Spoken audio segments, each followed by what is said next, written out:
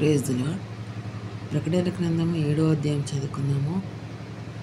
అటు తర్వాత భూమి యొక్క 4 దిక్కులలో నలుగురు దేవదూతలు నిలిచి ఉండి, భూమి మీదనైనను సముద్రం మీదనైనను ఏ చెట్టు మీదనైనను గాలి వీచకుండానట్లు భూమి యొక్క 4 దిక్కుల వాయువులను పట్టుకుని ఉండగా చూచితిని.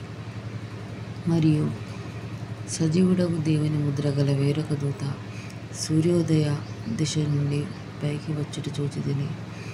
భూమికిని సముద్రమునకును హాని కలిగజేయుటకై అధికారం పొందిన ఆ 4 దూతలలో ఈ దూత, మేము మా దేవుని దాసులను వారి నొసళ్ళ యందు ముద్రించు వరకు భూమికైనను సముద్రముకైనను చెట్లకైనను హాని చేయవద్దని బిగ్గరగా చెప్పెను. మరియు ముద్రింపబడిన వారి లెక్క చెప్పగా వింటిని. ఇశ్రాయేలీయుల గోత్రములన్నిటిలో ముద్రింపబడిన వారు 144,000 మంది. యూదా గోత్రంలో ముద్రింపబడిన వారు 12,000 మంది. రూబేను గోత్రంలో 12,000 మంది. గాదు గోత్రంలో 12,000 మంది. ఆషేరు గోత్రంలో 12,000 మంది. నఫ్తాలి గోత్రంలో 12,000 మంది. మనష్షే గోత్రంలో 12,000 మంది. షిమ్యోను గోత్రంలో 12,000 మంది. లేవి గోత్రంలో 12,000 మంది. ఇశ్శాఖారు గోత్రంలో 12,000 మంది. జెబూలూను గోత్రంలో 12,000 మంది. యోసేపు గోత్రంలో 12,000 మంది.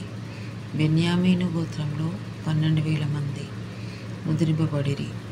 అటు తర్వాత నేను చూడగా, ఇదిగో, ప్రతి జనంలో నుండి, ప్రతి వంశంలో నుండి, ప్రజలలో నుండి, ఆయా భాషలు మాట్లాడు వారిలో నుండి వచ్చి ఎవడనూ లెక్కింపజాలని ఒక గొప్ప సమూహం కనబడెను.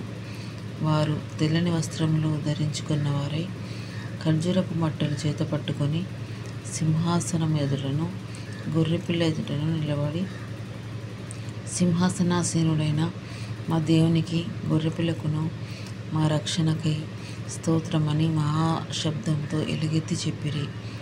దేవదూతలందరూ సింహాసనం చుట్టూ, పెద్దల చుట్టూ, ఆ 4 జీవుల చుట్టూను నిలబడి ఉండిరి. వారు సింహాసనం ఎదుట సాక్ష్యాన్ని పడి, ఆమేన్, యుగయుగముల వరకు మా దేవునికి స్తోత్రము, మహిమయు జ్ఞానమును కృతజ్ఞత స్తుతియు ఘనతయు శక్తియు బలమును కలుగునుగాక అని చెప్పుచు దేవునికి నమస్కారం చేసిరి. ఆమేన్. పెద్దలలో ఒకడు తెల్లని వస్త్రములు ధరించుకొని ఉన్న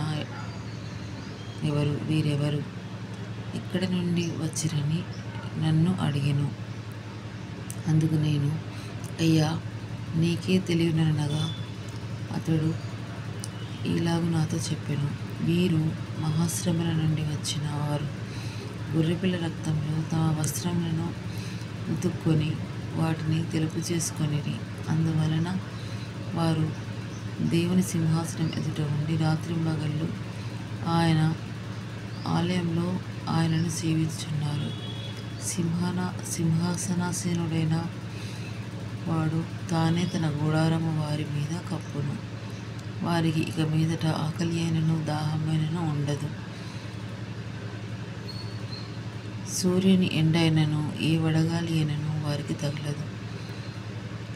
ఎలయనగా సింహాసనం మధ్య ఉండుంటూ గొర్రెపిల్ల వారికి కాపరి అయి జీవజలములు బుగ్గల యొద్దకు వారిని నడిపించును.